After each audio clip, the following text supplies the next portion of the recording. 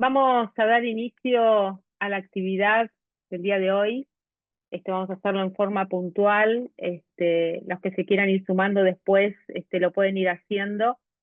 Así que bueno, es un honor para hoy iniciar con el primer webinar de la subcomisión de nutrición de GADECU en el manejo integral y multidisciplinario del paciente con enfermedades inflamatorias intestinales. Este grupo arrancó hace justamente un año y venimos trabajando bastante y lo que quisimos es compartir hoy con ustedes un caso clínico que va a desarrollar Gabriela Sansisi y la doctora María José Roywain del Hospital Udaondo. Es un caso clínico real, así que nada, agradecerles por haberse inscrito, más de 300 personas, para nosotros es un verdadero placer. Les vamos a pedir por favor que mantengan silenciados los micrófonos, sí que participen con el chat, van a iniciar con todo el caso clínico y al final de todo vamos a hacer todas las preguntas. Así que, Gabriela y María José, un verdadero honor contar con ustedes y les agradezco a todo el grupo de nutricionistas también de la subcomisión por estar presentes. Así que bueno, adelante. Bueno, muchas gracias. Voy a empezar yo. Bueno, yo soy María José. Voy a empezar con un caso clínico. Iba a cambiarlo yo, Gaby. ¿Me cambias la primera? Ahí está. Bueno, yo voy a contar el caso de una paciente que cuando la conocí tenía 20 años. Como antecedentes, esta paciente refería a una peritonitis apendicular en el año 2016 y tenía como otro antecedente trastornos de ansiedad, por lo cual estaba ella tomando aceite de cannabis. Al interrogatorio dirigido, la paciente había iniciado con síntomas en el 2019, venía con 6 deposiciones por día, blandas, sin sangre y dolor abdominal. Sobre todo el dolor era de mi abdomen inferior. Había consultado en otra institución y le habían indicado un plan alimentario y le habían dicho que tenía que consultar a hacer psicoterapia por un probable síndrome de intestino irritable.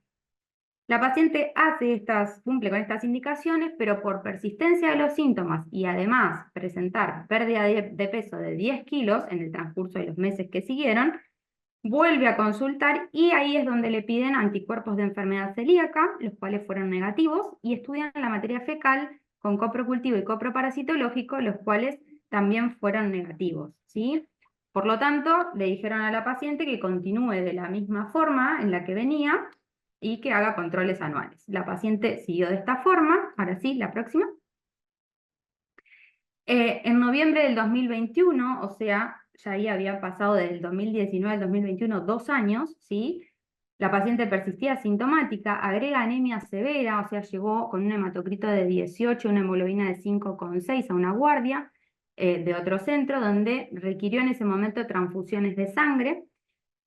La estudian en esa oportunidad, ya 2 años de síntomas, como dije recién. En el laboratorio ven que, además de la anemia, tenía un hepatograma normal y llamaba la atención que tenía una hipergamaglobulinemia policlonal y un ANA y asma positivo, que esto habla de una hepatitis autoinmune.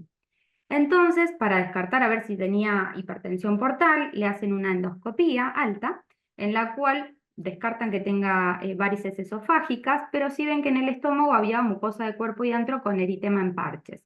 La anatomía patológica de esto es muy inespecífica, un leve infiltrado inflamatorio con un helicobacter negativo y duodeno normal.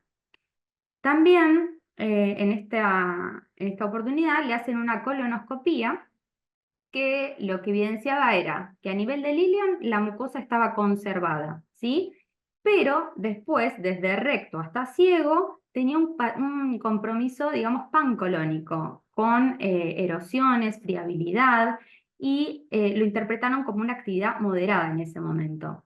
En el informe de la histología ven que, si bien la mucosa ileal no tenía compromiso, a nivel histológico tenía una severa distorsión arquitectural, la muscular de la mucosa estaba hipertrófica, y después en el resto del colon había microabscesos crípticos, criptitis, plasmocitosis basal, que eso es característico de una enfermedad inflamatoria intestinal.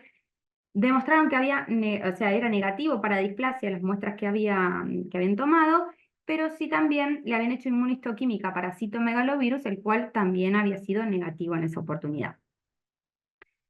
La siguiente.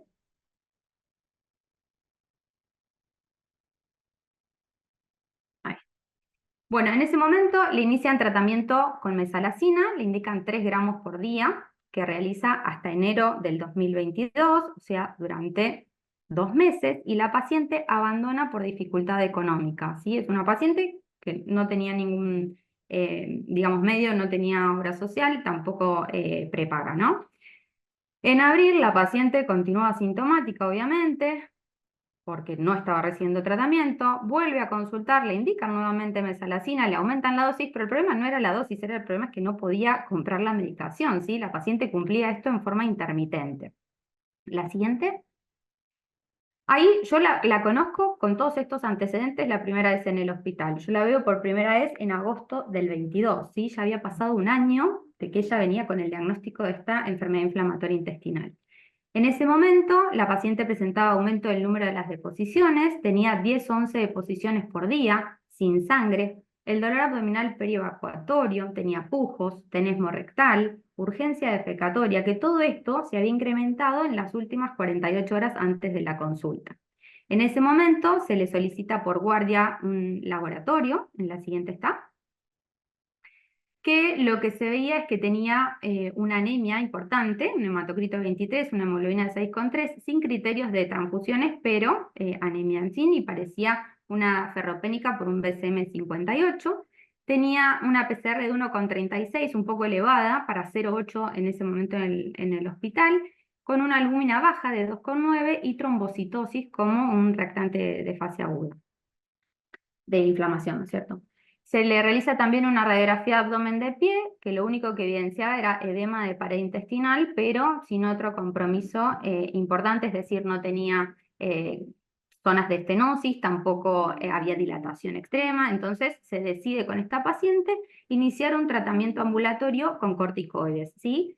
Se le da meprednisona a 1 miligramo kilo, ella pesaba 50 kilos, por lo tanto se le dieron 50 miligramos, y en esa misma consulta se le fueron solicitando, el checklist, que es algo que hacemos nosotros en el hospital, que es pedir toda una serie de estudios previo a la indicación de algún tratamiento un poco más avanzado, para ver, determinar si hay infecciones, ¿sí? Si están todas las vacunas colocadas o no, y poder ya indicarlos para ir preparando, digamos, el terreno para poder dar otro tratamiento en el caso de que lo requiera.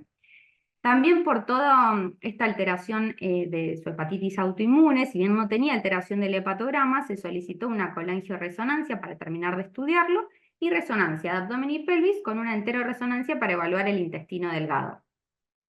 Porque si bien no tenía compromiso mucoso de Ilion, como vimos, ya había algo de compromiso en la histología. Se pide también en forma ambulatoria interconsulta con hepatología y se cita a la paciente a control en 72 horas porque estamos dando corticoides a altas dosis, ¿sí? A las 72 horas la paciente vuelve diciendo que ya estaba con 4 deposiciones por día, o sea, había bajado de 11 a 4, sin sangre, había mejorado el dolor abdominal. En el laboratorio que se repite ese día que vuelve, continuaba obviamente con su anemia, no había recibido tratamiento para eso en ese momento. La albúmina había mejorado muy levemente y se continuaba con trombocitosis. La placa abdomen de pie no tenía cambios respecto a la previa, o sea, no había empeoramiento, por lo que se agrega al tratamiento ya indicado con corticoides vía oral, hierro carboximaltosa endovenoso 1 gramo, se le agrega mesalazina y tratamiento local que se le otorgan muestras a la paciente en ese momento. El tratamiento local le dimos budesonida en espumas rectales para que se coloque y todo esto se lo pudimos proporcionar porque, como veníamos diciendo, por más que le diéramos tratamiento no tenía cómo acceder a ello. Cuando nosotros ponemos corticoides a los pacientes, por lo general los citamos al principio varias veces, a los 3 días, a la semana y demás, porque tenemos que evaluar si requiere internación o no. A la semana la paciente vuelve al control, pero ya con empeoramiento de los síntomas, o sea, había empezado otra vez con aumento del número de las deposiciones. Por lo que decidimos directamente internación. En septiembre se interna la paciente, en esta internación aprovechamos y le pedimos una nueva colono, porque teníamos solo la colonoscopía del diagnóstico, ¿sí? Del 2021. Entonces se le pide una nueva colonoscopía en la cual se observa que A nivel de recto y colon sigmoides, hasta los 30 centímetros había congestión, friabilidad, y desde los 30 hasta el ciego, recordemos que ella ya tenía un compromiso pancolónico, a esto anterior se habían agregado úlceras superficiales y eran confluentes en algunos sectores. Esto daba un aspecto de mayor severidad. Además, se veía que la válvula ileocecal estaba entreabierta y congestiva, que esto habla de compromiso, ¿no es cierto?, a nivel de válvula ileocecal, y pudieron acceder al ileum terminal, que es la parte final del intestino delgado, donde vieron congestión y moderada cantidad de úlceras superficiales en los últimos 10 centímetros. O sea, que era una pancolitis con ileitis actividad moderada, que no estaba, digamos, previamente.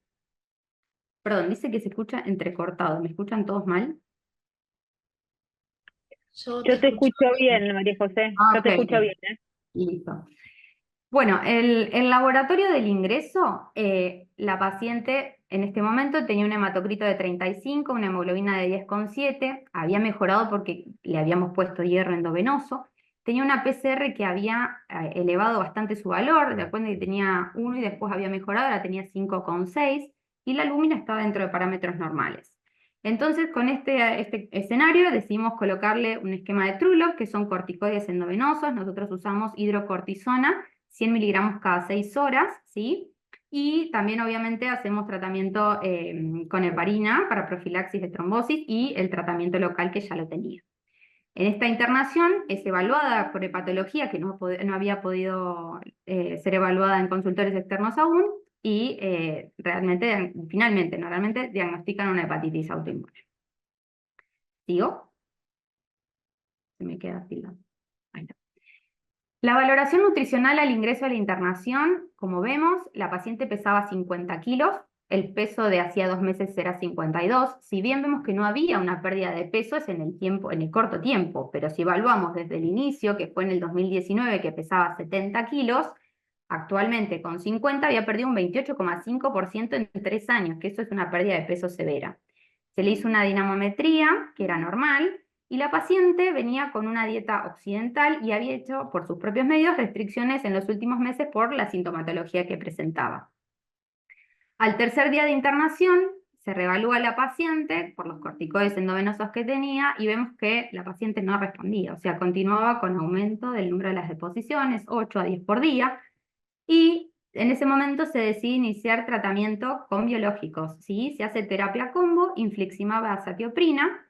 El infliximab nosotros habitualmente lo damos 5 miligramos kilo en las semanas 0, 2 y 6, y la azatioprina la ponemos desde el inicio debido a que tarda 3 meses en hacer efecto y ayuda, digamos, a que el infliximab no pierda la respuesta en el tiempo. Se le hizo la valoración nutricional y se indicó un plan de alimentación hipofermentativo con requerimientos de 35 kilocalorías kilo día y 1,5 gramos de proteína por kilo por día. Bien. Se completaron los estudios solicitados previamente, en donde se vio en la colangioresonancia que no había lesiones hepáticas y tampoco dilatación de la vía biliar. Sí se observó en el resto de la reso de abdomen y pelvis y el enteroreso que había un engrosamiento parietal difuso de asas colónicas y líquido libre laminal subhepático y en la gotera parietocólica derecha. Con estos hallazgos, lo que hace, y sin respuesta al corticoide del tercer día, que eso es un signo de alarma, se decide hacer una inducción rápida de infliximab. Dijimos que lo habitual es 0, 2 y 6, en este caso decidimos hacer 0, 1 y 4, ¿sí? Completamos estas 3 dosis, que es la inducción, y la paciente tenía muy poca respuesta. Entonces decidimos solicitar en ese momento ustekinumab, recordar que la paciente no tenía prepaga ni obra social, por lo tanto todos los trámites que se realizan son por el ministerio y tardan mucho tiempo, y entonces a la espera de la obtención de la medicación se habló con la paciente porque, digamos, tiene que estar de acuerdo esto de no tener que alimentarse en este tiempo, y en conjunto con nutrición se decidió intentar la nutrición enteral exclusiva. En octubre se inicia la nutrición enteral exclusiva con una fórmula polimérica estándar. Cumplió 3 semanas de nutrición enteral exclusiva, las deposiciones la verdad es que no habían mejorado demasiado, estaban a las 3 semanas entre 6 a 8, la consistencia seguía siendo líquida, pastosa, no tenía sangre, pero sí habían mejorado los parámetros de inflamación, ¿sí? PCR, albúmina y el estado general de la paciente. No tenemos calprotectina en este momento porque en la internación no nos realizan en el hospital calprotectina, ¿sí? En noviembre, por buena evolución y a la espera de continuar que nos den el ustekinumab, se decide el alta de la paciente con nutrición enteral domiciliaria al menos 3 semanas más. Continuar obviamente con el descenso de corticoides en el domicilio y con azatioprina que se había indicado previamente. Cuando se está por ir de alta, la paciente recibe la anatomía patológica, que eso también en el hospital nunca están muy inmediatos los resultados. O sea, a veces suelen tardar entre 2 a 3 semanas, como en la mayoría de los lugares, ¿sí? Cuando se recibe la anatomía patológica, nos llevamos la sorpresa de que la paciente tenía un citomegalovirus positivo, ¿sí? Entonces ahora ya no se podía ir de alta la paciente con esta ileocolitis crónica con CMV positivo, sino que se tenía que quedar internada para poder realizar el tratamiento endovenoso con ganciclovir. La siguiente. El tratamiento es con 250 miligramos cada 12 horas, ¿sí? Por 14 a 21 días. A la semana del tratamiento con ganciclovir, la paciente empeora clínicamente. Se pone taquicárdica, presenta fiebre, aumento de las deposiciones y agrega sangrado. En esa mañana tuvo 8 deposiciones en el transcurso de 6 horas. Se le hace un laboratorio en ese momento por guardia, en donde se ve que la PCR vuelve a picar a 11,8, la albúmina baja, las plaquetas aumentan, o sea, todo hablaba de actividad inflamatoria. Y se le hace una placa abdomen y se ve que ya hay una distensión de asas y se interpreta como un megacolon tóxico. Entonces se solicita la interconsulta con cirugía y se decide conducta quirúrgica de urgencia. A la paciente se le realiza una colectomía subtotal con fístula mucosa y una ileostomía. Por ahí esto lo pongo porque realmente a veces no se sabe bien cómo es. Obviamente que la colectomía subtotal se saca todo el colon y se deja el recto y un poquito del colon sigmoides, que eso es lo que se aboca a la zona del pubis, digamos, y se llama fístula mucosa, ¿sí? No es, digamos, complicación de la enfermedad. Y después se aboca al intestino delgado, obviamente con la ileostomía. Entonces, presenta un postoperatorio habitual, un débito esperable por ileostomía, tolerancia a la dieta, y a la semana de la cirugía continúa con una dieta de exclusión adaptada y en plan de recibir ustekinumab. Se recibió en esta paciente la anatomía patológica de la pieza quirúrgica y lo catalogaron como una colitis indeterminada, o sea, no se pudo saber si es una colitis ulcerosa o un Crohn, pero a fines prácticos igualmente es una enfermedad inflamatoria intestinal y la paciente recibe por fin el ustekinumab y después de un tiempo vuelve a dejar de recibirlo por falta de suministro del ministerio. Así que actualmente está sin tratamiento y obviamente también al principio vino a los controles y posteriormente perdió un poco también los controles por parte de nutrición por falta de ella misma de concurrir al hospital. Bueno, gracias María José. Ahora tomo la posta. Quedó súper claro, creo yo, pero bueno, nada, está el chat para que pongan las dudas mientras tanto si algo no funcionó, no se entendió del todo.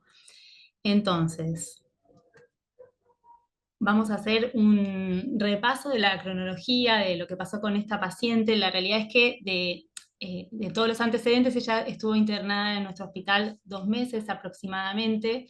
Cuando llega, bueno, se hace esta valoración, que si bien no tenía la pérdida de peso reciente, sí tenía la pérdida de peso acumulada, que era tremenda, era casi un 30%, lo cual habla de la severidad del cuadro. Y lo que nosotros hacemos en la internación es tratar de hacer valoraciones nutricionales de peso semanales, seguro, también funcionales, y por eso hicimos la dinamometría, que en la primera de las tomas dio alta, dio normal, pero después a partir de eso vamos a ver qué fue descendiendo. Lo que sí quería comentar es que en un primer momento, como hacemos con todos los pacientes internados, si toleran dieta oral, vamos a una dieta que es hipofermentativa, en general, que tiene ciertas características, sobre todo con el manejo de la fibra, que tiene poco aporte de fibra inicialmente, si bien tiene un predominio de fibra soluble, igual tiene poco aporte de fibra, porque la capacidad fermentativa de la microbiota, cuando está esta reacción inflamatoria y este colon tan inflamado, es muy mínima.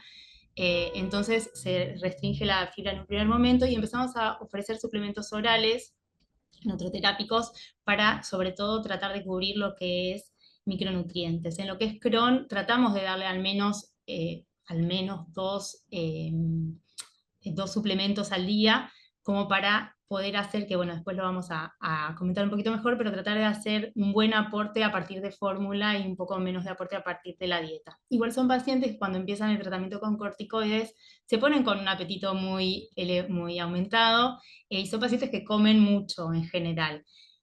Otra de las cosas que también es importante con respecto a la valoración nutricional es que, voy a tratar de poner el puntero, a ver si lo pueden ver.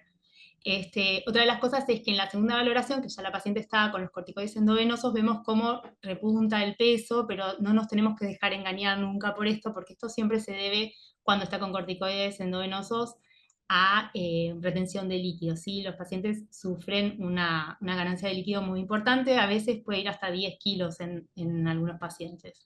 Entonces sabemos que este aumento está falseado, ¿sí? Después, bueno, cuando se hace la inducción rápida con el biológico y se ve la falta de respuesta y la paciente no tenía muchas salidas, y hablamos y tratamos de lograr que la paciente adhiera a esta nutrición enteral exclusiva, la paciente la verdad que aceptó bastante rápido, entendió que lo único que iba a poder tomar por boca era agua, que le pedimos que fuera baja en sodio. Bueno, y se le calculó con una fórmula estándar polimérica, ¿sí? Le cubrimos 2.000 calorías, que para ella estaba bien porque cubrían esas 35 calorías kilo, y estuvo por esas primeras 3 semanas alimentada de este modo, con buena tolerancia. Al principio, los primeros días, reportó algo de náuseas y después enseguida tuvo buena adherencia. En un momento dado también pasamos para que no estuviera, estaba ella con un tipo de administración continua, y ella, para dormir mejor por la noche, nos había pedido, y lo hicimos, es levantarle el volumen durante las horas del día para liberarle algunas horas de noche, y ella también lo toleraba lo más bien. En algún momento dado, como contó María José, se estaba por ir de alta para seguir el tratamiento de manera ambulatoria, porque no se le estaba dando ninguna medicación endovenosa y la nutrición enteral la podía hacer en casa. Obviamente le iba a hacer en casa con una fórmula que le íbamos a dar nosotros. Nosotros muchas veces recibimos donaciones de pacientes que tenían nutrición enteral y ya no la usan.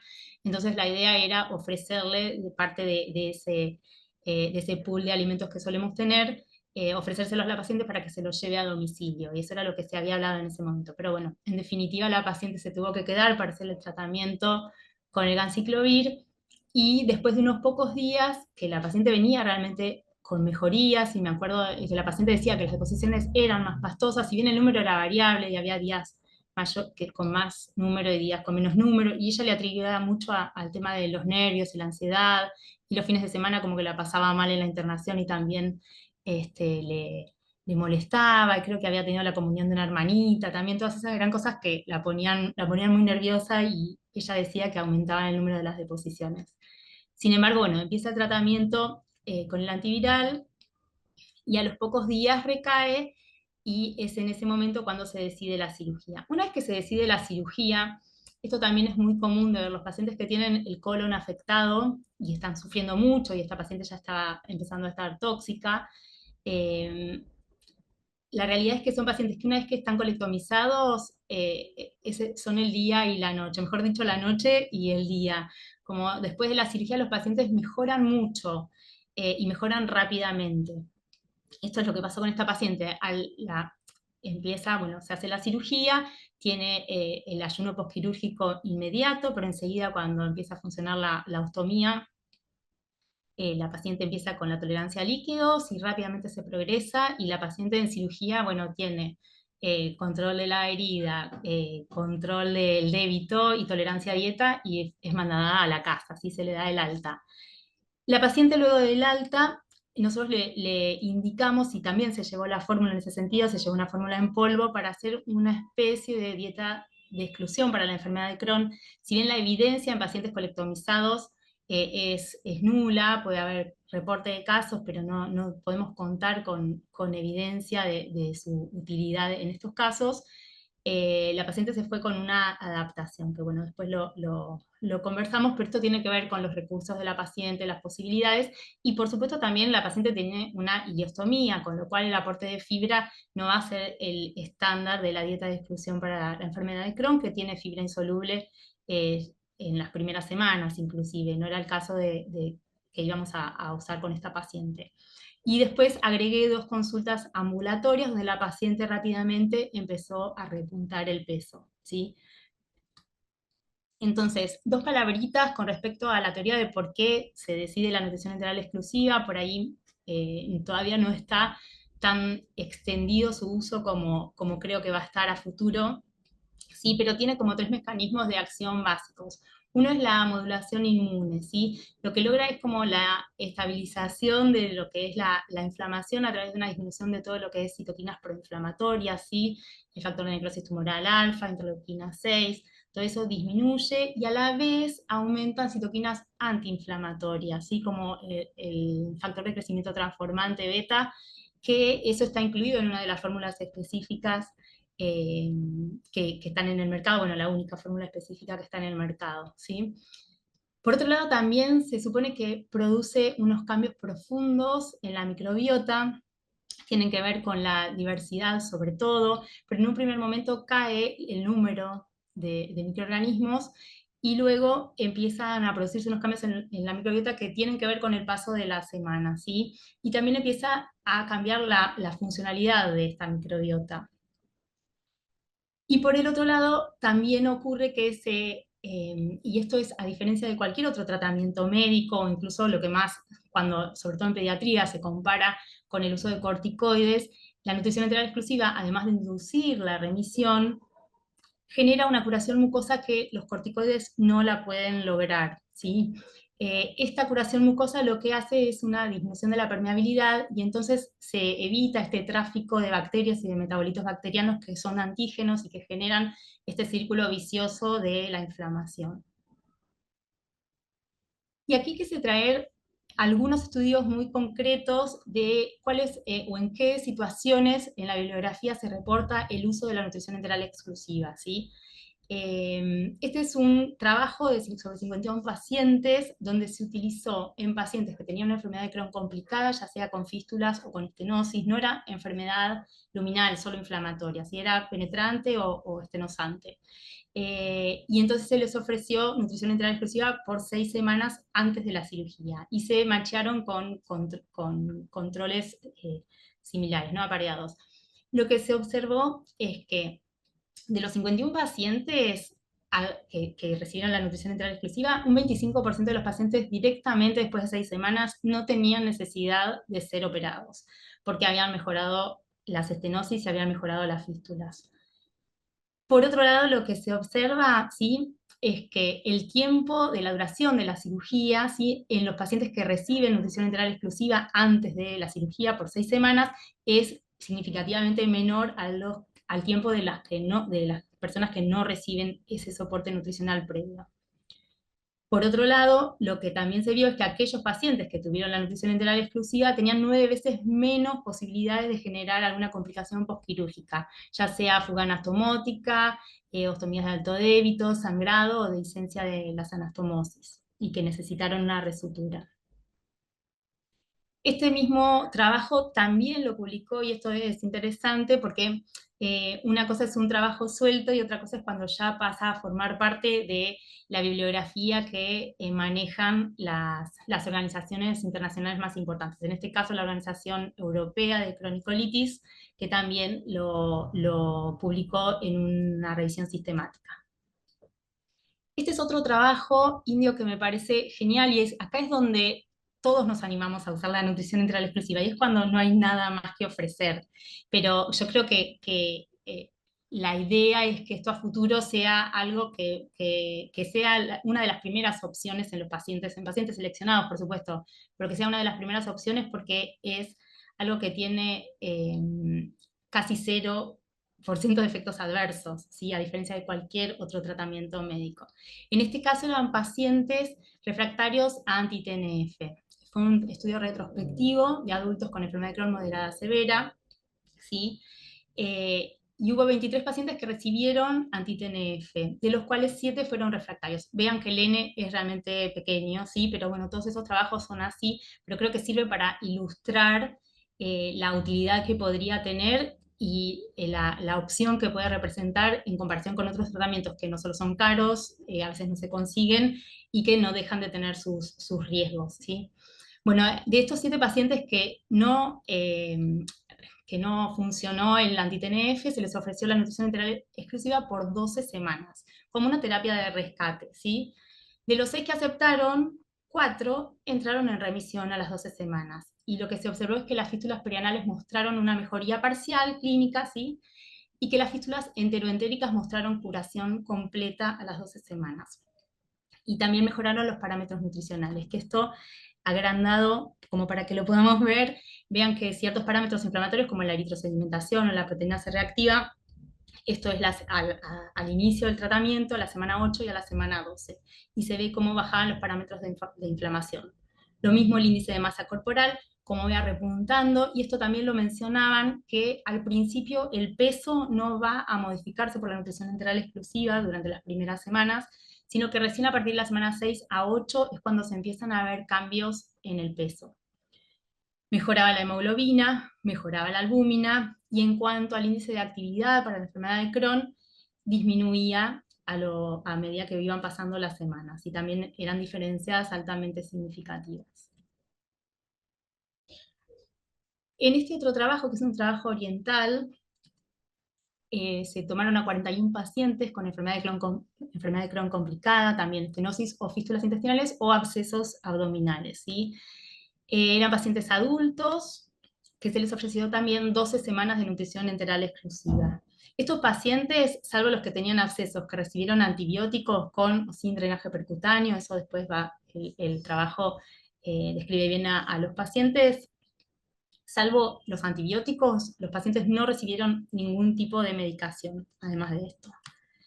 Y lo que observaron era que el índice de actividad bajó significativamente luego de 12 semanas de nutrición enteral exclusiva, y un 80% de los pacientes entraron en remisión clínica. El cierre de la fístula se observó en el 75% de los pacientes que tenían fístulas enterocutáneas. De los pacientes con estenosis, hubo un 20% que no obtuvo respuesta y tuvo que ser derivado a cirugía, y que los abscesos intraabdominales se resolvieron en el 76% de los pacientes, aunque, bueno, eran pacientes también tratados con antibióticos. Otros autores en esta revisión, que es muy linda, hablan de, bueno, cuáles podrían ser los posibles aspectos para mejorar la efectividad de la nutrición enteral exclusiva. Uno de ellos es mejorar la adherencia. Esto es lo que abre aguas en lo que es la nutrición enteral exclusiva en pediatría y en adultos, la adherencia. ¿Sí? Es muy fácil, si uno compromete a los cuidadores del niño, ¿sí? El niño pobre en este caso no va a tener ni voz ni voto, y se va a aplicar probablemente la nutrición enteral exclusiva. En cambio, en adultos, bueno, el adulto quiere seguir trabajando, no quiere tener una sonda puesta, entonces pautas para mejorar la adherencia tienen que ver con encontrar a nivel de la industria fórmulas que sean aptas desde el punto de vista de palatabilidad para ser incorporadas por boca, porque en realidad lo de la sonda es más que nada para poder pasar 2 litros de una fórmula que a nadie le gusta el sabor, pero en definitiva si la fórmula fuera agradable desde el punto de vista de la vía oral, podría ser perfectamente, se podría hacer perfectamente el tratamiento de la nutrición enteral exclusiva vía oral. Por otro lado, algo que podría mejorar la efectividad también de la nutrición enteral exclusiva es la comboterapia con nutrición enteral exclusiva. ¿Sí? Esto lo hablaron también en PANCO, me acuerdo los disertantes españoles, y hablaban mucho de esta terapia combinada, que es lo que se viene con nutrición. Y hablaban de, por ejemplo, la nutrición enteral parcial junto con una dieta de exclusión, o la nutrición enteral exclusiva junto con inmunosupresores, o junto a anti-TNF, o quizás algún otro biológico. Todavía no hay estudios con otros biológicos. Y por otro lado, una alternativa que ellos promoví, o por lo menos lo pensaban en esta revisión, era que se podría quizás optimizar el efecto inmunomodulador de la fórmula a través del agregado de inmunomoduladores, o mejorar el perfil de grasa, ¿sí? Ahora igual después vamos a hablar un poquito de esto del tipo de fórmula. Esta es una revisión sistemática, ¿sí?, de todos los trabajos donde se usó nutrición enteral en pacientes con enfermedad inflamatoria, y algunos puntos claves son, bueno, que se pudieron incluir 30 estudios, que en total sumaban 1000 participantes, 1070 participantes. Lo que observaron era que había mucha heterogeneidad en los trabajos, que las variables o endpoints más comunes fueron el índice de actividad de la enfermedad de Crohn, la PCR y la eritro, que los tamaños muestrales siempre o en general eran pequeños, menos de 30 pacientes. Y lo que observaron, que este sí es un dato a tener en cuenta, que fórmulas poliméricas o fórmulas elementales tenían el mismo potencial para inducir la remisión, y que sí, la fórmula polímerica tenía una ventaja y que se correlacionaba con un descenso mayor de la PCR en los trabajos evaluados. Y por otro lado, si uno quiere pensar en una alimentación por boca, sí, la fórmula polimérica siempre tiene mayor palatabilidad que la fórmula hidrolizada. ¿Sí? Las semielementales suelen ser bastante feas de gusto. Y para ir terminando, las recomendaciones que salieron en el 2024 de la Asociación Americana de Gastroenterología, ¿sí?, con respecto a las distintas terapias en los distintos momentos y casos de la enfermedad inflamatoria intestinal. Y lo que dicen con respecto a la nutrición enteral exclusiva es que es una terapia efectiva para la inducción de la remisión y la respuesta endoscópica en la enfermedad de Crohn, si bien hay mayor evidencia en niños que en adultos, pero ya deciden que es. Dicen que podría ser considerada como una terapia una terapia puente sin corticoides, si queremos ahorrar corticoides, lo que es la enfermedad de Crohn, sobre todo si uno está esperando a una medicación que tiene un tiempo hasta que puede empezar a ser efectiva, ¿sí?, desde un inmunosupresor o algunos tipos de biológicos que no hacen un efecto inmediato, ¿sí? Que también podría ser una terapia efectiva en pacientes con enfermedad de Crohn malnutridos que se someterán a cirugía electiva, ¿sí?, para optimizar el estado nutricional y reducir las complicaciones postquirúrgicas. Y por último, que esto es una de las cositas más nuevas que salió, esto es de la la Organización Europea de Cronicolitis, la ECO, y lo que muestra en este gráfico sobre el tratamiento de la enfermedad de Crohn, lo vamos a poner más grande, es que la nutrición enteral, un chiquitín para acá, segundo, que la nutrición enteral puede actuar sobre, ahí estamos, la inducción, ¿sí?, podría ser considerada para la inducción, para el mantenimiento, y bueno, y también en algunos casos específicos como el embarazo o en personas adultas mayores, o sea, más de 65 años, para el tratamiento de la enfermedad, que son pacientes en que por ahí hay algunos tipos de medicaciones que pueden llegar a ser más inseguras, y entonces es una propuesta que está bastante libre de efectos adversos. Y bueno, y destacar que el tratamiento del paciente con enfermedad inflamatoria intestinal es integral, y que no siempre lo que es bueno para un paciente es bueno para el otro, y entonces siempre hay que tener en cuenta la perspectiva del paciente, lo que el paciente piensa, lo que para el paciente, hoy justamente hablamos de esta paciente en particular, que me contaba María José que es una paciente que quiere seguir, por ejemplo, ostomizada, entonces para ella por ahí una reconstrucción no es la mejor opción. Bueno, no cualquier paciente va a aceptar una nutrición enteral exclusiva. El tema del manejo todo el manejo sobre la salud mental es fundamental, no solo para lograr adherencia, sino bueno, que tiene que ver con el bienestar y aumentar la calidad de vida del paciente, y obviamente además de, bueno, obviamente todo el tratamiento farmacológico, la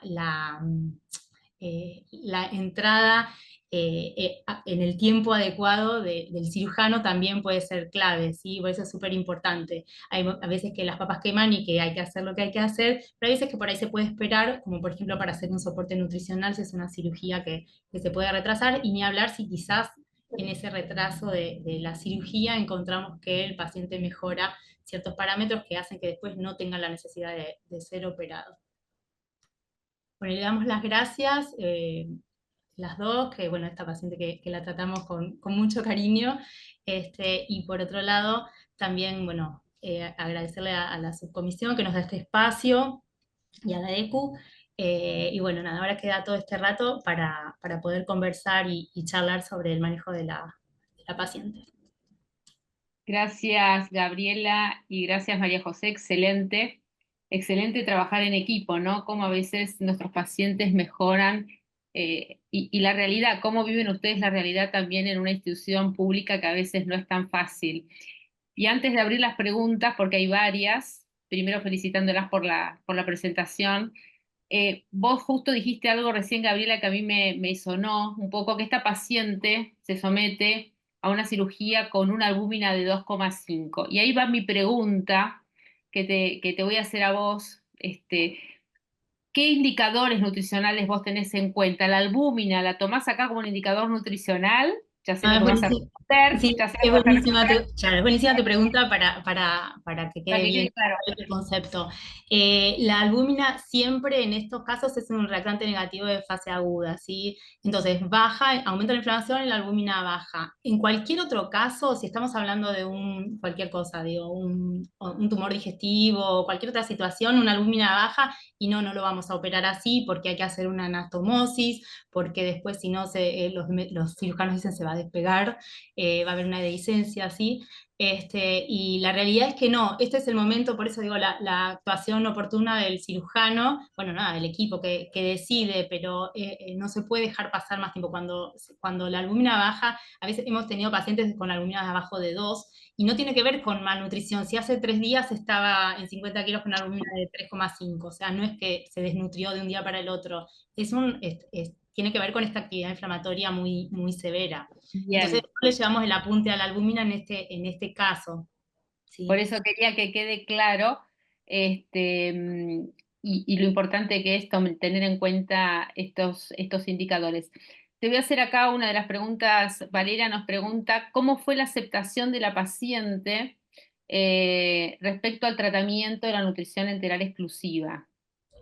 Bueno, a ver, fue una paciente que la verdad es que fue súper dócil, ella como que ya vio, bueno, ya venía con una historia, un camino recorrido con la enfermedad y me parece que estaba, como que consideró que ella estaba en buenas manos y que lo que le dijéramos, y fuimos súper dulces, ella era una chica como que se la veía muy frágil a nivel emocional, y me acuerdo que fuimos a hablar, aparte con María José, con Pablo también, la primera vez para contarle. Y después fuimos varias veces con María José, estuvimos de acuerdo, le contamos cómo iba a ser ponerse la sonda, le dijimos que iba a ser por unas semanas, le dijimos que no le podíamos asegurar resultados también, porque además de la bibliografía, que todavía falta mucho en la bibliografía como para decir cuál es el perfil del paciente que responde y cuál es el que no, y la verdad es que todavía no lo terminamos de saber. Y ella la verdad es que en cuanto empezó a mejorar clínicamente, como que estaba bastante, y todos estábamos bastante esperanzados, porque empezaron a bajar los marcadores de inflamación, y parecía que venían dando bien, a punto tal, bueno, nada, que se le iba a dar el alta para que siguiera en casa. Pero la verdad no tuvo problema, es como que ella quería sentirse mejor, iba a hacer lo que fuera, y aparte que si bien no le ponemos a la cirugía como el malo de la película y te tenés que poner la sonda porque si no te operamos, eso nunca hay que hacerlo, porque de hecho en esta paciente terminó operada y si hubiéramos hecho eso lo hubiera vivido peor todavía de lo que debe haber vivido su cirugía. Pero sin decirle esto, le decíamos, mira, es una alternativa a la cirugía, la verdad es que si podemos evitar operarte ahora, sería lo mejor para todos, pero no decirle es esto o te operamos, o sea, nunca. La paciente lo entendió súper bien, era una paciente igual instruida, eh, estudiaba en la universidad, o sea, no era una paciente que le costaba comprender. Eso también es importante, porque por ahí no a cualquier paciente uno le puede explicar a grandes rasgos, aunque no estudie biología, ¿sí? Exacto. El mecanismo de acción de una enteral, pero bueno, contarle que hay mucha bibliografía, hay muchos pacientes que se recuperan con esto, podemos hacer el intento, no te podemos prometer nada, pero no perdemos nada, es algo que está ahora en el hospital, porque esa es otra cuestión. Un biológico, o sea, por ahí están los básicos y también son altamente costosos. Y la nutrición enteral, la forma polimérica la tenemos todos, mal o bien, alguna todos tenemos. Sí. Este, Gaby, ahí te corto, porque hay muchas dudas. Esa nutrición enteral exclusiva, el nombre lo dice, que es una nutrición enteral. Ahora, se puede hacer también tomándolo por boca, Totalmente. El ¿verdad? tema es que Porque esa es la duda que nos queda. La nutrición enteral y tenemos la enteral y tenemos que poner una sonda que pasaba con los chicos, pero en claro, adulto le podemos decir, no es necesario que te pongamos una sonda, podés tomar lo mismo Claro. a través de una fórmula polimérica o un suplemento nutricional, puede ser, ¿verdad? Totalmente. El tema es que, a ver, primero que hay suplementos y suplementos de los que son, por ejemplo, en polvo, algunos tienen mucha azúcar o tienen algo de azúcar y uno entonces empieza a dudar si la composición nos va a servir. Por ejemplo, la fórmula específica, no vale la pena dar nombres, pero bueno, la fórmula específica, el aporte de carbohidratos es todo a partir de glucosa, que también desde lo metabólico es una locura, pero bueno, está diseñada así la fórmula. El resto de las fórmulas, todas las otras fórmulas, la base es maltodextrina, que también está reportada como que genera inflamación intestinal, si es por eso. Esto siempre se lo comenta como una paradoja de la nutrición enteral exclusiva, como algunos componentes de la dieta que están asociados a inflamación intestinal terminan después produciendo una mejoría en esa inflamación. Es algo que todavía falta muchísimo de saber, pero... Sí. Y acá le tiro la pregunta a Coti, que la veo ahí, y le digo, hay un artículo muy lindo que creo que lo publicaste, lo publicó Coti en el grupo de Halmos, en donde dice, ojo, porque también la nutrición enteral termina siendo un ultraprocesado. Pócimo o veneno, ¿no? ¿Cómo tenemos esto? ¿Qué es mejor? A lo mejor la nutrición enteral o el paciente que coma la comida. Es decir, un poco, a ver, Coti, contanos vos de tu experiencia. No, es algo que tengo pendiente todavía de seguir investigando porque no encuentro la respuesta. Lo he charlado con Gaby, lo charlé en el último congreso también con Beatriz Gross, que es de España, porque los resultados dicen esto, ¿no? Las enterales que ayudan a la remisión, bueno, en niños ni se discute, en adultos ahora está todo yendo hacia ahí. Y a ver, por un lado tenemos esa evidencia cada vez más fuerte. Por otro lado, desde la modulación del microbioma, uno dice, son fórmulas químicamente definidas, nada de lo que emulsionantes, saborizantes, espesantes, antiaglutinantes, conservantes. ¿Qué es lo que le hace bien a la microbiota de todo esto como para inducir este estado de antiinflamatorio? En esta paradoja que contaba Gaby recién, que no estamos entendiendo, Bueno, pero pero claramente es mejor eso que la exposición a algún componente de la dieta, que es lo que acompaña a la exclusión dietética cuando estás haciendo enteral parcial, aunque sea, que es ahí en esa conjunción de estrategias donde encontramos el efecto antiinflamatorio. Si no, sí, no hay forma de entenderlo.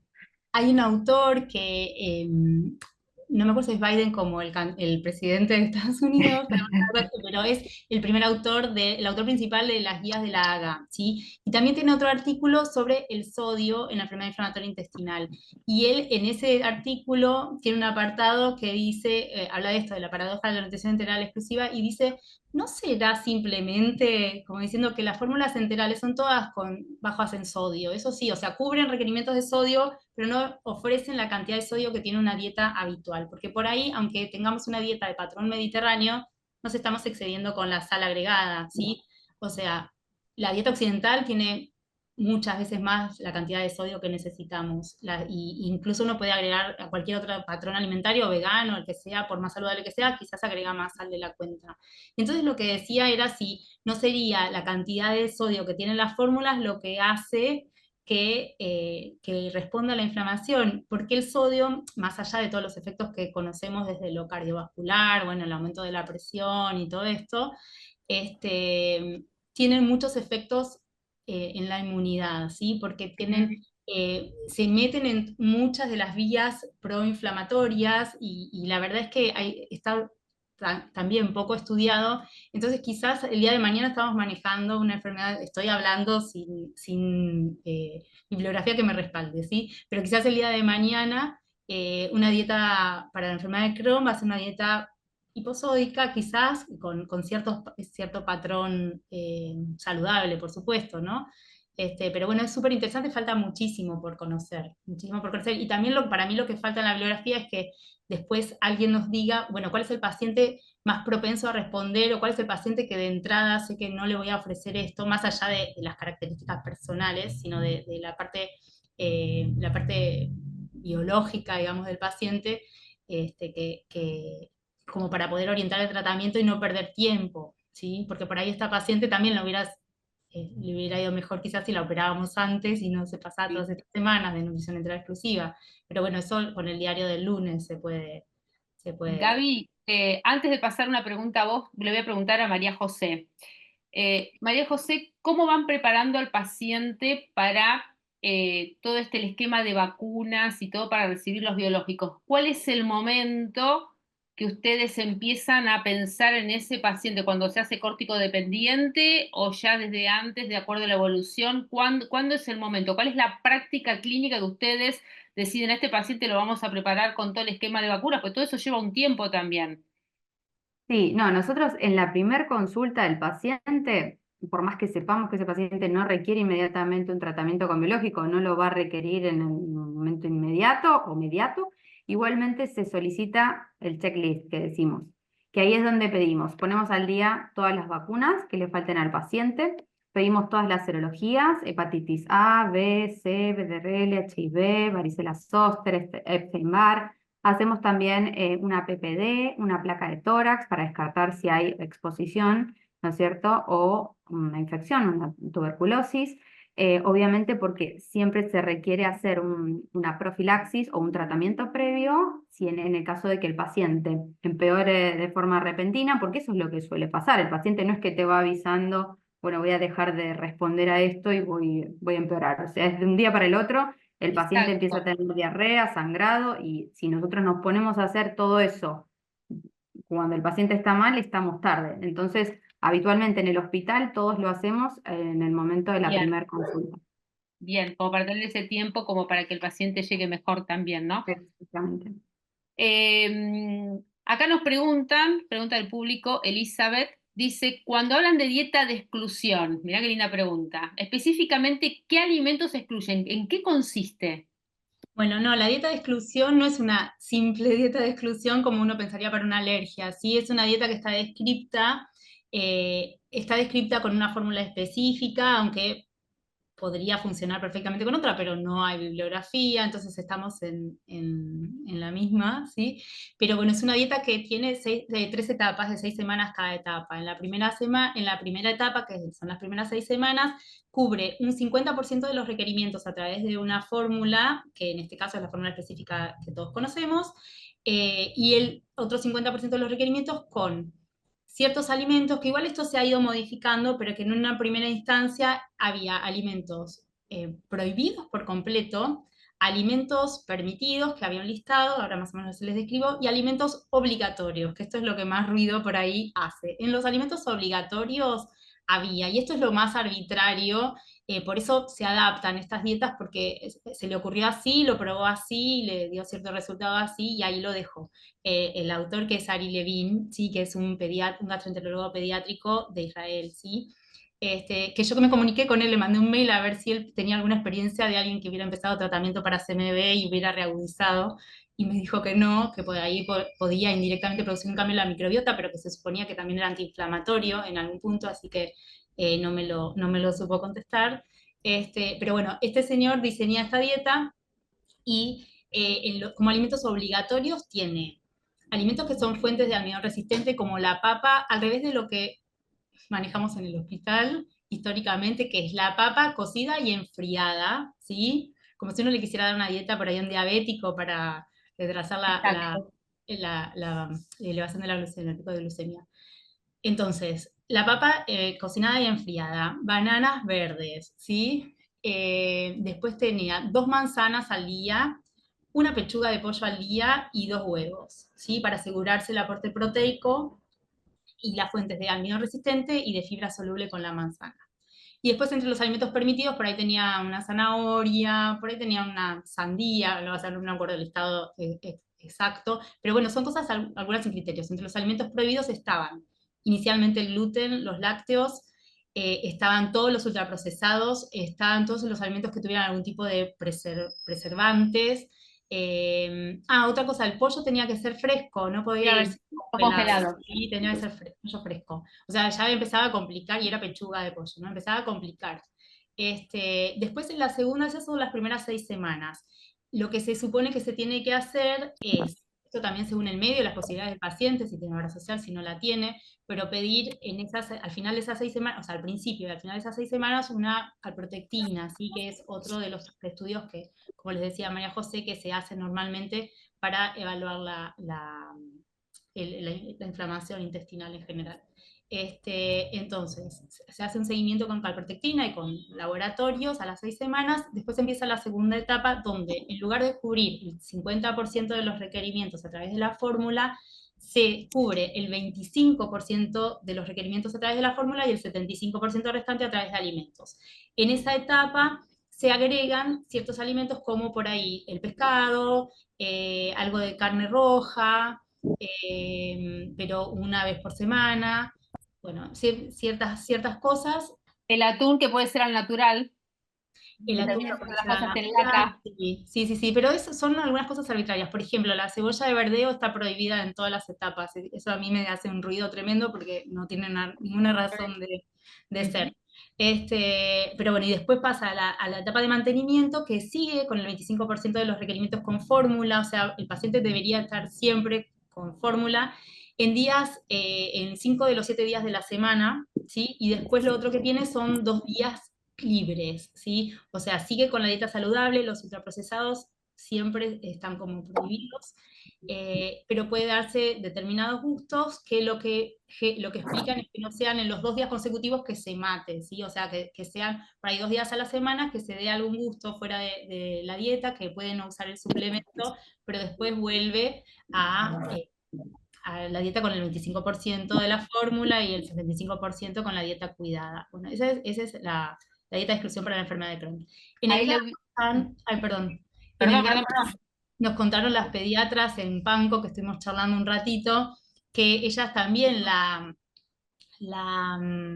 adaptaban, porque por ejemplo ya la adaptaban con gluten, porque para los pacientes, por el tipo de recursos económicos que tenían y todo, ya era una locura. Por otro lado, la fórmula no era la fórmula para la cual está diseñada, sino que era, por ejemplo, Casmil les daban o alguna fórmula pediátrica. O parcialmente deslactosada. Nosotros en mi hospital utilizamos, para los pediatras utilizan parcialmente no, la deslactosada, perdón, deslactosada.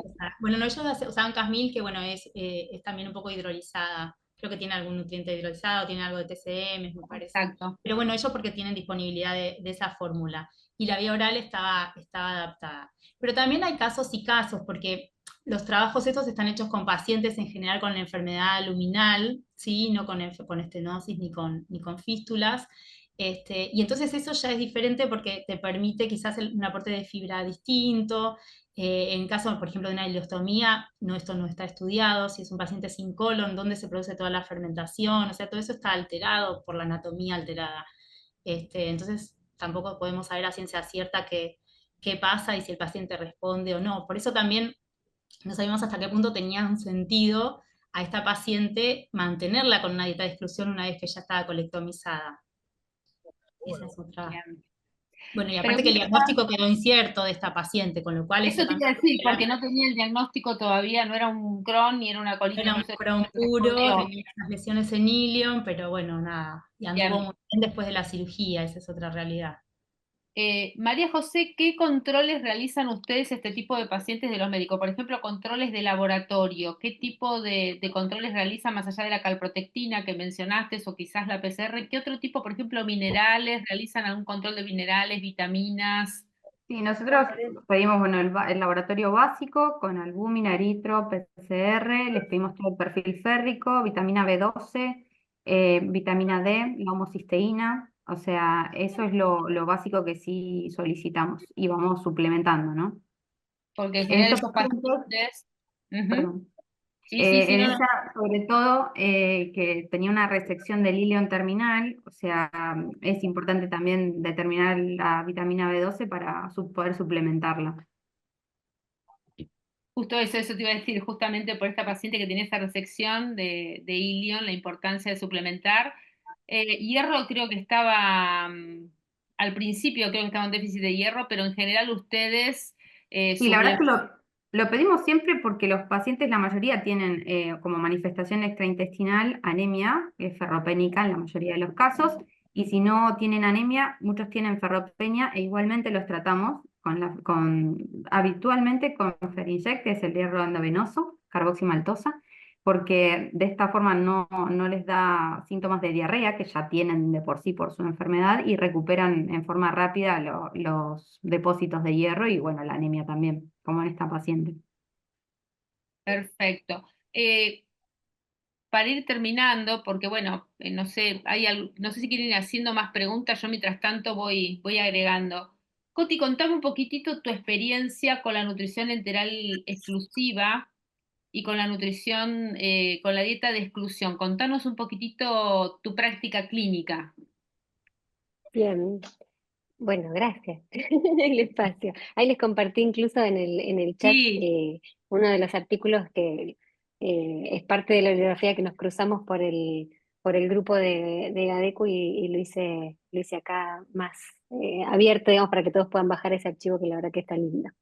La experiencia, a ver, tengo, la práctica es simplemente más en el ámbito, tengo la otra realidad, porque es en el ámbito de consulta externa, o sea, en ambulatorio y en paciente privado. Entonces, justo por ahí el otro extremo. Me pasa así de tener pacientes que adhieren muy bien a la toma de suplementos orales conjuntamente con las dietas de exclusión.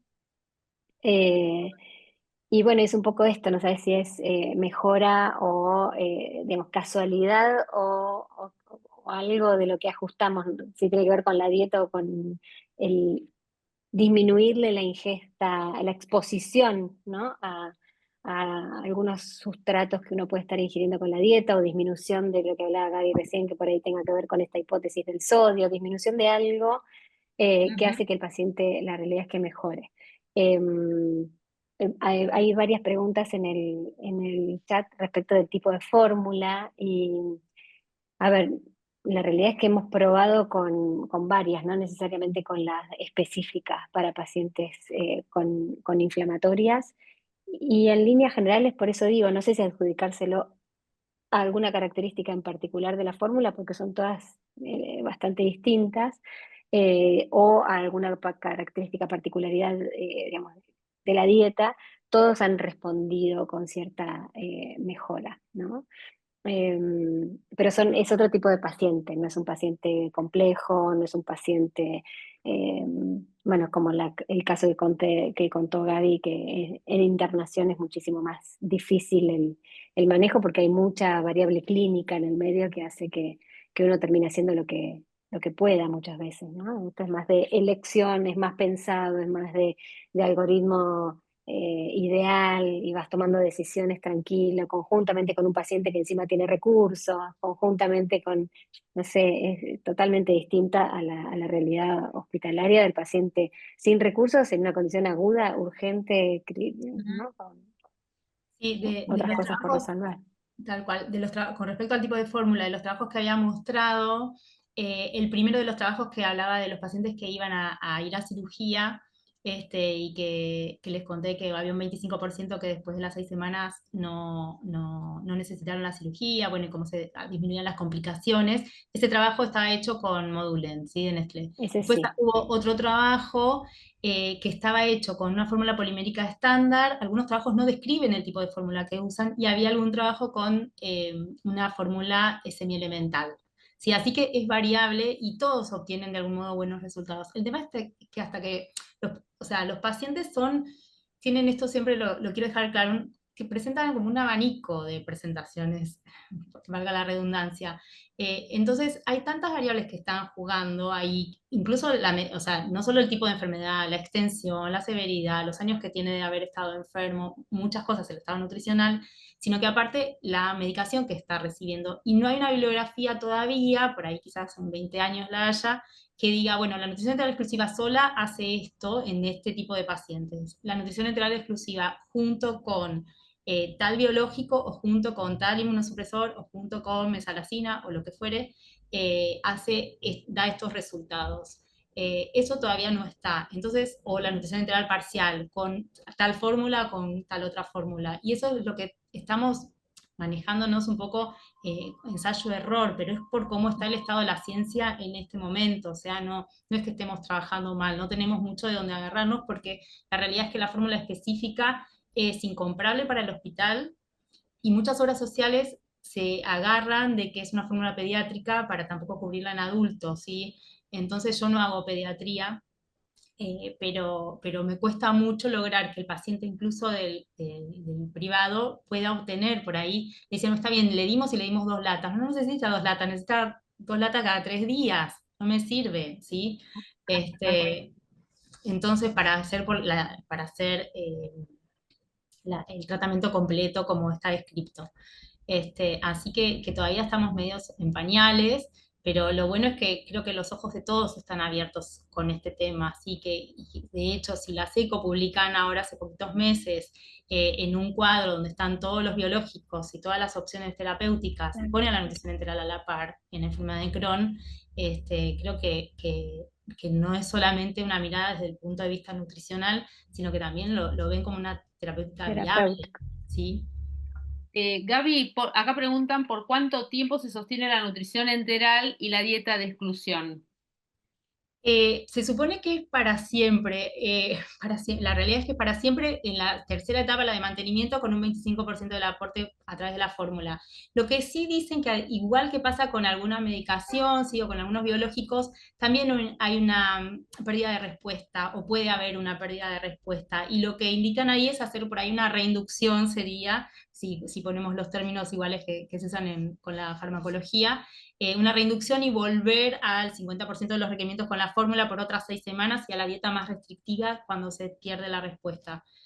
Así que nada, es interesante, pero hay reporte de casos nada más de eso, más que reporte de casos, descripción de casos sueltos, ni siquiera es que juntan una serie de casos, sí, reporte de casos sueltos. Una última pregunta, y creo que los nutracéuticos también en las enfermedades inflamatorias han logrado su fama, ¿no? Últimamente, y las guías hacen, tanto la ECO como la ESPEN, como las británicas mencionan. ¿Qué pensás de los probióticos? ¿En qué momento? Gran tema. Algo de curcumina, omega 3, ahí te tiro, ahí diferentes, a ver. Perfecto. Mira, El 1, todo 2, lo que 3. Mira, en Crohn, justamente, que se supone que es tan sensible al manejo dietético, justo en Crohn es donde pareciera que los probióticos tienen muy poco efecto, lo mismo la curcumina y lo mismo el omega 3. En colitis ulcerosa podría ser un poco más. En colitis ulcerosa sí hay muchos trabajos sobre probióticos, sobre todo para el manejo de la seguleve, las rectitis, prevención de pauchitis o tratamiento de pauchitis crónicas cuando los tratamientos antibióticos no terminan de funcionar, pero son, bueno, como siempre con los trabajos con probióticos, son cepas muy específicas, composiciones que por ahí no ponemos, las cuales no disponemos en el país. Así que si hay que usar un probiótico es más para una colitis ulcerosa que para un Crohn, desde la teoría. Y en alguna etapa en especial, viste que un poco las guías dicen en etapa activa como que nadie se anima a dar nada. ¿Es así? ¿Estás de acuerdo? Perdona que no te escuché porque justo me quedé leyendo la pregunta de... Viste como que las guías dicen como que en etapa activa, que creo que nadie se anima a tocar, en etapa activa como que hay que apagar el incendio de otra manera y que después, ya en etapa moderada, o cuando ya... Yo creo que sería lo lógico. Aparte uno por ahí embarra la cancha. Por eso también estaría bueno que estuviera descrito el efecto, por ejemplo, de la nutrición enteral. Si está con Trulo y nutrición enteral, o sea, es como que uno ni sabe a qué responde. No le tira con todo lo que tiene, pero uno si no, no sabe a qué responde. El probiótico yo lo daría en un paciente ya que está sin sangrado, con las deposiciones controladas, o sea, con los síntomas como un paso más allá, una vez que, y esto también que tiene que quedar claro, no un paciente que tiene una colectomía porque no va a tener una dieta habitual por el manejo de la fibra, pero en un paciente que no va a cirugía y que está en remisión, es un paciente que puede tener una dieta, si no tiene estenosis, por supuesto, absolutamente libre desde el punto de vista del aporte de fibra. Obviamente, supeditado a la tolerancia, que eso como en cualquier persona, con cualquier paciente que podemos llegar a tener. Pero eso es importante siempre que quede el concepto, que no tiene por qué tener una dieta limitada. Entonces, en cuanto uno está tratando de mejorar la calidad alimentaria de la dieta libre de un paciente, bueno, por ahí puede hacer uso de algún probiótico, pero contarle también y ser honesto de que esto puede ayudarte, no te va a hacer mal probablemente, pero bueno, también es algo que también es caro, que no está cubierto que son de venta libre, entonces no está cubierto por las prepagas. Bueno, eso también hay Eh, que tenerlo en Vamos a cuenta. preguntarle a Coti. Coti, ¿usaste dieta reducida en FODMAP en los pacientes en inflamatorias? ¿Qué resultado tuviste? Sí, claro, las usamos, pero en pacientes no por inflamatorias per se. Las usamos en pacientes que tienen algún trastorno funcional superpuesto o asociado a una patología de base de tipo inflamatoria. La dieta baja en FODMAPs así está evidenciada y recomendada en su uso para paciente con síndrome de intestino irritable y así fue diagramada. Así que esos son los pacientes con prioridad de intervención con ese tipo de dieta. Lo Y pregunto como porque a veces corresponde, te ¿no? vienen Siempre al lo digo. consultorio, quiero la dieta reducida en FODMAP, y viste que no hay evidencia, acá las Claro, mecánicas como la ECO te dicen no hay evidencia científica. Ahora, ¿qué pasa ese paciente con esa inflamatoria que también tiene un síndrome intestino irritable? claro. Es ahí donde por ahí la dieta baja en FODMAPs, lo mismo digo, ¿no? Personalizada, bien dirigida, sabiendo que de base hay una patología inflamatoria, etcétera, etcétera. Y que no sea restrictiva y que no le afecte la evolución nutricional, ni su pérdida de peso, ni su masa muscular, todo, ¿no? Todo lo que se hace en Y Charlot, otra, todo. teniéndolo Muy como bien. base y a donde se aplica la dieta baja en FODMAPs con restricción temporal, muy corta la fase restrictiva, reintroducción inmediata. Digamos, el paciente responde, pero por esta superposición de síntomas, ¿no? Digamos, nada más que Exacto. para eso, es un control sintomático. Sí, igual Bien. son los pacientes que tienen estas contraindicaciones relativas de la aplicación de la dieta en FODMAP. Por ahí se pueden ver beneficiados, pero por ahí también, si ya tienen muchas restricciones previas, es que uno no debería restringirle más. Lo que sí, el manejo de la fibra es esencial, o sea, esto es muy característico, que aún que sabemos que el paciente puede comer de todo, bueno, el manejo de la fibra hay que hacerlo con cuidado según cada paciente, porque hay muchos, más allá del miedo, una vez que superan la etapa del miedo, lo que es la fibra insoluble desde el punto de vista nutricional a un paciente que por ahí está, o no, ¿no? Pero un paciente está luchando para sostener un peso o para subir de peso, bueno, también eso tiene sus bemoles, entonces por ahí tenemos que hacer uso de otras herramientas. El manejo de la fibra es fundamental y viene muy asociado con los FODMAPs también. Creo que es fundamental, colegas, tanto nutricionistas como médicos, hay que tener en cuenta el manejo de la fibra en qué momento, porque a veces los pacientes, a mí me llegan al consultorio, pacientes que no han comido fibras durante mucho tiempo, porque se quedaron con la dieta del hospital, de la institución y tienen miedo a incorporar la fibra y no se animan y tienen muchísimo miedo no me animo, tengo. Entonces, creo que la educación es fundamental, enseñarles cómo nosotros quizás como nutricionistas explicarles cómo lo tienen que hacer, que lo tienen que hacer paulatinamente, es ensayo y error, que un alimento para que le haga mal lo tiene que haber probado más de una vez, porque si no se está privando de todos los beneficios de la fibra. Entonces, creo que eso también es fundamental, ¿no? Nuestra educación alimentaria para que no se sientan tan restrictivos con la fibra. Era una de las preguntas también que estaban en el chat. Y Sí. aprovecho y para preguntarle a María José, en algún momento mencionaron el esquema Trulop. ¿Qué es el esquema Trulop? Porque acá no, también preguntaron que no saben lo que es. Ah, ok. Bueno, el esquema de TULOP es cuando usamos los corticoides endovenosos del inicio, que es hidrocortisona, dependiendo del peso del paciente. Si pesa más de 50 kilos, usamos 100 miligramos cada 6 horas. Y si pesa menos de 50, o 40 mejor dicho, es 100 cada 8 horas. Y por lo general dura entre 5 a 7 días para después pasarlo al corticoide bioral. Eso sería el esquema de TULOP. Perfecto. Bueno, creo que no hay más preguntas. La verdad que impecable porque logramos un máximo de 100 personas. Hay 72 personas ahora conectadas tenemos gente de Latinoamérica, gente de toda Argentina, así que realmente creo que ha sido un éxito. Gracias por haber contado la experiencia, gracias por este caso real, por contar lo que realmente pasa. Acá están diciendo Chile. Está, bueno, ahí la veo a Paula Guastavino que estuvo conectada desde Montevideo, así que un beso enorme, Paula, gracias, un honor que estés acá con nosotras, así que ahí te dejamos saludar. República Dominicana también. Así que, Paula, si querés, te dejamos, te habilitamos, ¿eh? ¿Querés abrir el micrófono? Abro el micrófono para saludarlas, pero acá de Uruguay está Imagínate. Laura Alves de Lima, que ella trabaja específicamente en inflamatorias, Pero bueno, me quise poner al día y saludarlas, aproveché, muy linda la presentación, muy interesante. Nos encanta, bueno, excelente, excelente, muchas gracias, así que todo el mundo agradeciendo, así que bueno, el año que viene próximamente haremos otro webinar con algún otro caso clínico y espero que les haya servido y bueno, esa fue la idea, ¿no? Contar la experiencia y la práctica clínica. Así que gracias María José, gracias Gabriela por traernos el caso clínico y a todos los que estuvieron participando. Bueno, muchas gracias por la invitación. Gracias a Adiós. Gabriela por esto también. Gracias, Majo. Chao, chao, no, por favor. Un besito enorme.